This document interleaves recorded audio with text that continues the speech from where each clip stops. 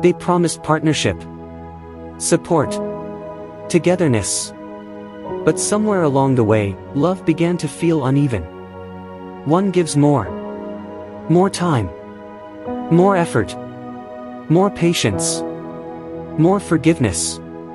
And the other just receives. No betrayal, no shouting, no dramatic breaking point, just exhaustion. Because some marriages don't break from hatred, they break from imbalance. In today's relationships, imbalance doesn't always look obvious. One partner remembers birthdays, plans dates, manages emotions, keeps the peace. The other shows up, but rarely stretches.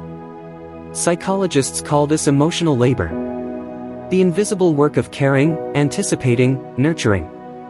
And when one person carries most of it, love starts to feel less like partnership, and more like obligation. Ecclesiastes 4 verses 9 to 10 reminds us. Two are better than one. If either of them falls, one can help the other up. But what happens when one keeps falling, and no one reaches back? Here's the hard truth: unequal effort doesn't always mean unequal love.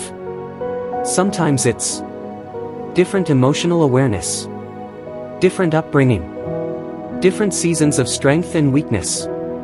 But imbalance becomes dangerous when it turns into a pattern, not a season. Galatians 6 verse 2 says, "Carry each other's burdens." Not one person carrying everything, while the other stays comfortable. Over time, the giver starts shrinking.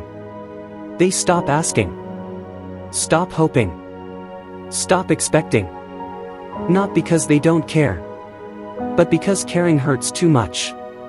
Resentment doesn't scream, it whispers. And slowly, love becomes transactional. If I stop giving, will they even notice? Scene 5, Biblical Wisdom on Mutuality. The Bible never teaches one-sided love in marriage.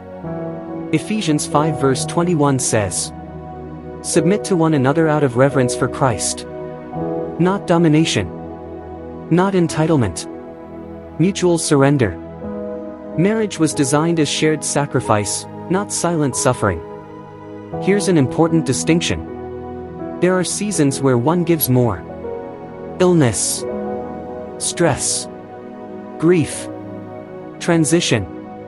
Love allows grace for seasons. But patterns without accountability? They drain the soul. Romans 12 verse 10. Be devoted to one another in love. Honor one another above yourselves. Honor requires awareness, effort, response. If love feels unequal, ask gently, not accusingly. Do you feel seen in this relationship? Do you feel supported, or tolerated? Are you serving from love, or fear of losing them? And for the one receiving more, are you resting, or relying? Because love isn't measured by intention alone. It's measured by impact. Scene 8, Restoring Balance. Balance doesn't return through scorekeeping. It returns through conversation, through humility, through choosing to notice what's been invisible. Philippians 2 verse 4. Let each of you look not only to your own interests, but also to the interests of others. That's not weakness.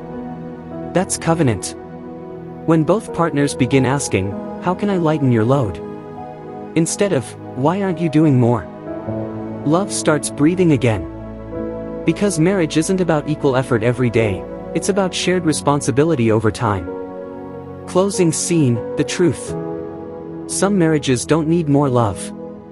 They need more balance, more awareness, more mutual giving, more obedience to the kind of love God designed, one that lifts, not drains.